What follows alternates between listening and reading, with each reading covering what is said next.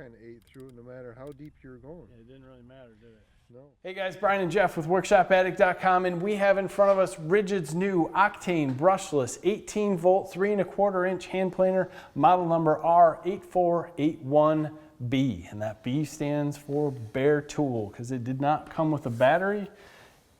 We are not planer experts. No, we're not. But I want to say one thing about RIDGID's Octane line. Everything we've tried in the new Octane line has knocked it out of the park. It's weird. It is. I don't understand TTI's marketing philosophy here. We're just going to go with it. From what we hear of things coming down the road, they're going to have some stuff that's going to outdo Milwaukee. So is this an internal battle? Hearsay. Hearsay. We don't know for sure, but it's pretty, from the sources, it's pretty good of what's happening, and this is kind of crazy. So we might not be planer experts, but what we do know how to do is show you guys enough information so that you can make your own decision. So what we wanted to start out with here was making a couple passes with a 3 octane battery, let you hear what it sounds like, make a couple more passes with a 6 octane battery, and then make a couple more passes with a 9 octane battery, just to give you a feel of the noise through the camera, and then you can hear what Jeff has to say about it. And I didn't notice any difference between the 3 and 6. They both, I mean, they were identical. You drop the 9 in, and there was a little increase in power. There was a difference in sound too. Yeah, I mean, the performance was excellent from there on out, but we just stuck with the 9 amp. We feel this 9 amp hour battery is where you want to be with this tool. It's one of those things where I just think performance-wise, and this thing does like to eat batteries. Just what we did, it was down to 2 bars on the 9. Yeah, and I mean, we did quite a bit between the two pieces, but if you were to use this long-term, she's got some power. That's going to depend a lot on the type of wood you're using. Everything we did was hardwood. Right. So we were running at 5/64 quite a bit. Yeah, a lot of the time we were just kicking it to see what we could get.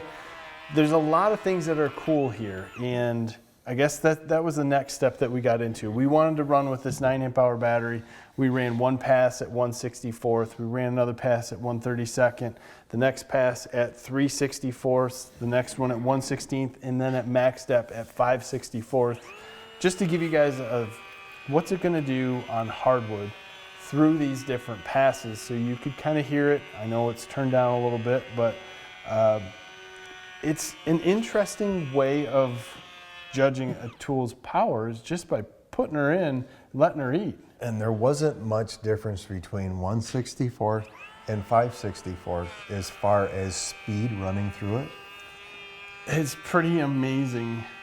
As far as, we've used a lot of other corded models from high end to low end, and this guy is sitting right there with the high end as far as power. You don't have that tail following you around. Not at all. You do have 2 dust blowers. You can choose if you want to go right or left. And then we did run it with the bag that's with it.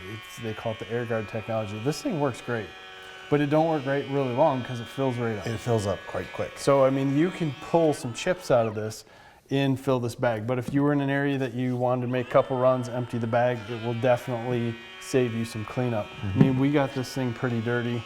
And you can see the bottom of this, pretty well used. We didn't baby this thing. We were taking off some stuff with some paint, going over. There is a place in the bottom where you can bevel. We didn't do it. No, we're not that good. I thought about trying it, but you guys... Actually, we could do it, but it's more of a thing of, what are you going to use this for? We just want to show power. Right. You do have a stand in the back to save your blades. It is spring loaded. You can actually dive in and go to a negative depth if that helps you out in whatever way. There is a safety that's ambidextrous, and you do have a fence that is meant to be mounted on the left-hand side by the way it's built. But it will work on the right. It just sticks out in front a little bit. So you got options. Great little tool. If you're into woodworking, hand planes, we hope that we're giving you the information that you can feel to make a decision on this tool. Anybody who has any comments, we always welcome you to leave them in the bottom. We appreciate any feedback. Make sure you give us a like in this video, subscribe to the channel, hit that bell for notifications. We appreciate your time. Have a great day.